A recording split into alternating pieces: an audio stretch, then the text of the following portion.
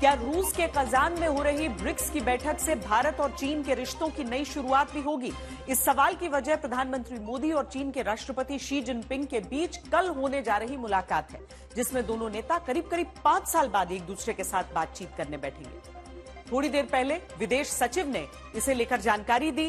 वास्तविक नियंत्रण रेखा पर समझौते के बाद यह माना जा रहा था कि दोनों नेताओं के बीच मुलाकात होगी, बात होगी। इसलिए पुतिन और मोदी के बीच मुलाकात के बाद माना गया कि कभी भी मोदी और जिनपिंग के बीच मुलाकात की तस्वीरें आएंगी, लेकिन ऐसा नहीं हुआ। मगर दोनों के बीच द्विपक्षीय वार्ता का इंतजार विदेश सचिव के ऐलान से खत्म हुआ और अब कल दोनों नेता रूस में मिलेंगे।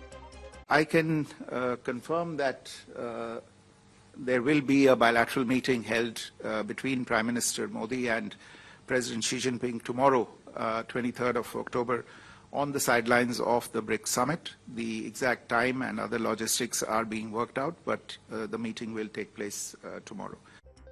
भारत और चीन के बीच इस मतभेद के बीच भी एक चीज समान रही, वो है रूस के राष्ट्रपति व्लादिमीर पुतिन।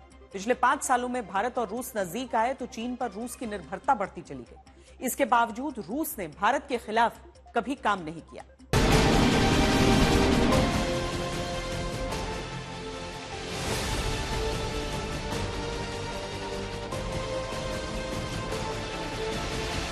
पिछले 3 महीनों में मेरा 2 बार रूस आना हमारे करीबी समन्वय और गहरी मित्रता को दर्शाता है।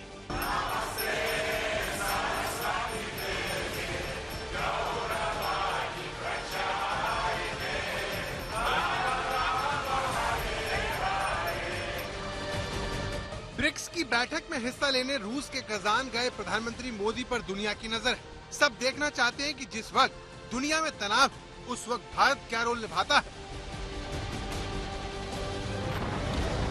क्योंकि चाहे इजराइल, हमास और हिजबुल्लाह के बीच जंग हो या फिर रूस और यूक्रेन के बीच की लड़ाई, दोनों ही जंग के फैलने का खतरा मंडरा रहा है। दुनिया की नजर भारत पर क्यों है, उसे समझने के लिए सबसे पहले तस्वीर देखिए जो मोदी और पुतिन के बीच की मुलाकात की है।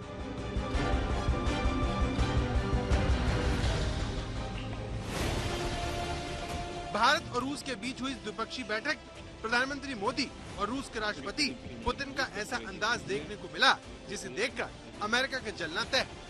माननीय प्रधानमंत्री जी, हम आपको और आपके प्रतिनिधि मंडल। प्रधानमंत्री मोदी के स्वागत में इंतजार में खड़े पुतिन ने ऐसा क्या किया कि मोदी बीच बैठक में खिलखिलाकर हंसने लगे?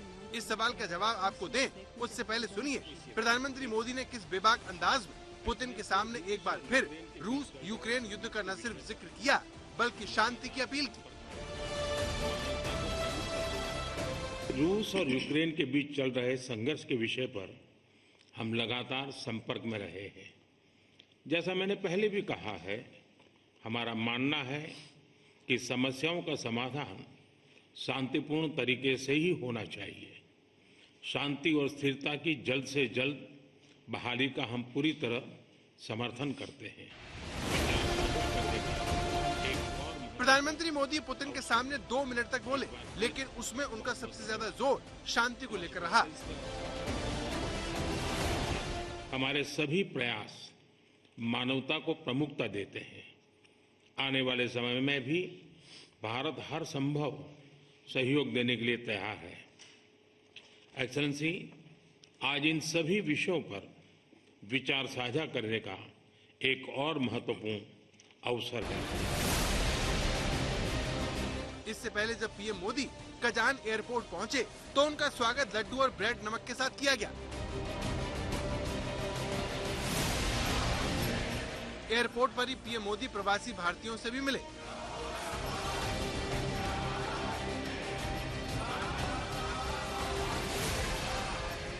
उत्साह भारतीय समुदाय में बहुत ज्यादा है। सुरक्षा बलों को भी आप देख सकते हैं यहाँ पर पूरी तरह से तैनात है।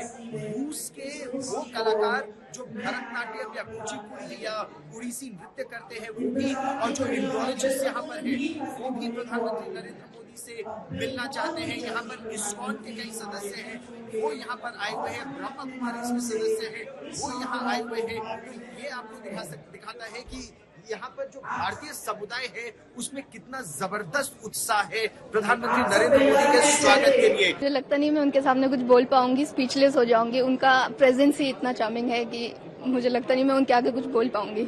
हम लोग बहुत ज्यादा उत्साहित हैं मोदी जी से मिलने के लिए और बहुत ज्यादा प्राउड फील कर रहे हैं। हम बहुत ज्यादा खुश है कि मोदी जी यहाँ पे आ रहे हैं। मिलने का मौका मिल रहा है, बस वही, ऐसा आज कुछ कहेंगे नहीं पर दिल से वेलकम करेंगे उन्हें। हम बहुत खुश हैं, we are really looking forward to interacting with him. खुश हूँ मैं, तो मिलने का मौका मिला उनसे बात करने का। दोपहर 4 बजे के आसपास मोदी और पुतिन के बीच मुलाकात हुई। मोदी कार से उतरकर पुतिन के पास गए और उन्हें गले लगाया।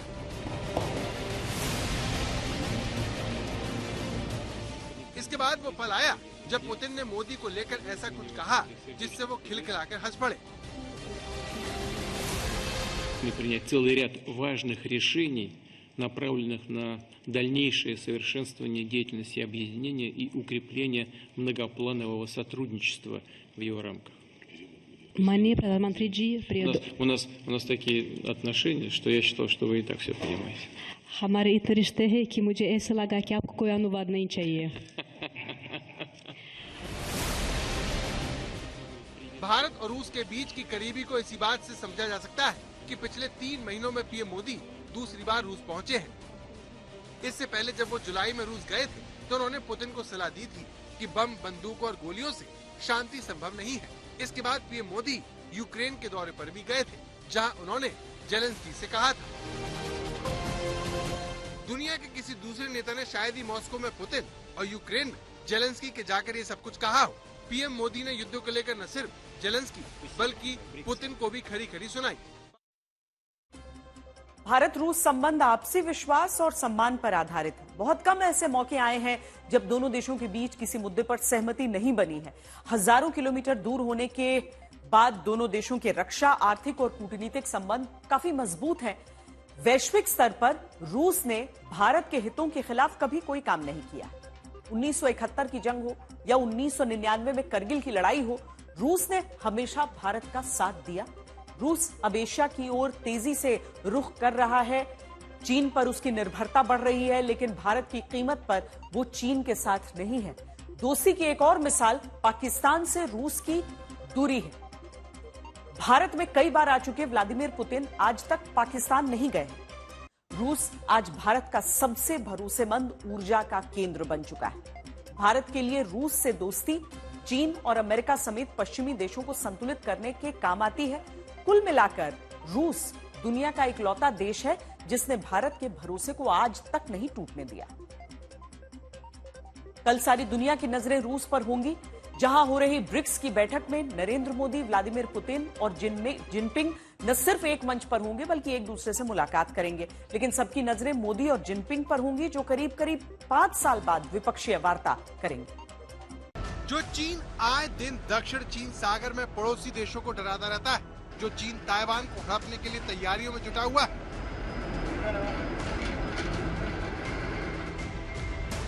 वो चीन वास्तविक नियंत्रण रेखा पर 4.5 साल पहले की स्थिति बहाल करने पर कैसे राजी हो गया। एलएसी पर पहले आगे आकर पीछे हटने वाले चीन को आखिर ये सब करने से क्या मिला। एक ऐसा देश है इस मंच पर जो चीन की धौंस धमकी के सामने घुटने नहीं टेकता, तो भारत एक ऐसा देश है। तो एक भारत की कुछ हद तक छवि जरूर बेहतर होती है, लेकिन इससे कुछ हद तक तनाव जो है सरहदों पर, वो अगर कम हो रहा है तो उसका स्वागत करना चाहिए। चीन के खिलाफ भारत की सैन्य और कूटनीतिक कामयाबी की चर्चा सारी दुनिया में हो रही है, जिस पर आज चीन की तरफ से भी मुहर लगा दी गई। भारत ने चीन से सामान्य संबंधों के लिए उसे अपनी सेना को पीछे हटाने की शर्त रखी थी, जहां उसने 4.5 साल पहले अतिक्रमण किया था। भारत शांति चाहता है, लेकिन भारत उकसाने पर हर हाल में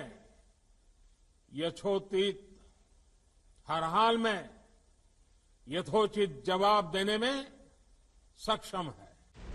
इसके बाद जिस तरह से भारत ने चीन की चालबाजी का जवाब दिया और चीन के बराबर सेना एलएसी पर तैनात कर दी, ऐसे में चीन का साल 2020 की स्थिति पर लौटना बड़ी कामयाबी माना जा रहा है।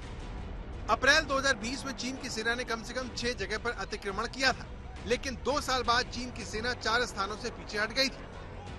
कई बारी पहले भी अगर चीन की तरफ से चुनौती आई है, चाहे वो सिक्किम के एरिया में हो या अरुणाचल के एरिया में हो, सुमद्रोंगचू में और जगहों पे, तो वहां पर भारत की सेना, अब ये 1962 वाली सेना नहीं है जिनके पास जूते नहीं थे, बंदूकें नहीं थी, एक जनरल जिसको लगाया हुआ था क्योंकि वो रिश्तेदार था किसी का, प्रधानमंत्री का, वो अपने बेड पे लेटा हुआ था, यहाँ पर बिस्तरे पे लेटा हुआ था, जो फौज का जो सरबराह था, वो जिसने जंग हारी उसको आपने राजदूत बना के कहीं पे भेज दिया। तो ये वाला माहौल खत्म हो चुका है। लेकिन देप्सांग और डेमचोक में गतिरोध पिछले 4.5 साल से बरकरार था, जो अब सुलझता दिख रहा है। हालांकि चीन को लेकर विश्वास का संकट अब भी बरकरार है। What has happened? We are trying to restore the trust. How the trust will get restored? It will get restored once we are able to see each other, and we are able to convince each other. Look, the buffer zones which are there, which have been created, we are not creeping, and both have to reassure each other. Petroling gives you that kind of advantage. So that's what is something which is convincing, and as we restore the trust, the other stages will also follow through soon. Bharat चीन के साथ 3,488 kilometre लंबी सीमा साझा करता है। ये सीमा जम्मू कश्मीर, हिमाचल प्रदेश, उत्तराखंड, सिक्किम और अरुणाचल प्रदेश से होकर गुजरती है। ये सरहद 3 सेक्टरों में बटी हुई है। पश्चिमी सेक्टर यानी जम्मू कश्मीर, मिडिल सेक्टर यानी हिमाचल प्रदेश, उत्तराखंड और पूर्वी सेक्टर यानी सिक्किम और अरुणाचल। दोनों देशों के बीच अब तक पूरी तरह से सीमांकन नहीं हुआ है, क्योंकि कई इलाकों के बारे में दोनों के बीच मतभेद है। इसी का फायदा उठाकर चीन LAC पर महामारी के बीच युद्धाभ्यास करने के नाम पर धोखे से आ बैठा, लेकिन उसे भारत के जवाब ने चौंका दिया। चीन की इस हरकत ने न सिर्फ भारत को उससे जुड़ी चुनौती के बारे में एहसास करवाया, बल्कि उसके बॉर्डर पर बुनियादी ढांचे को पुख्ता करने के लिए प्रेरित भी किया।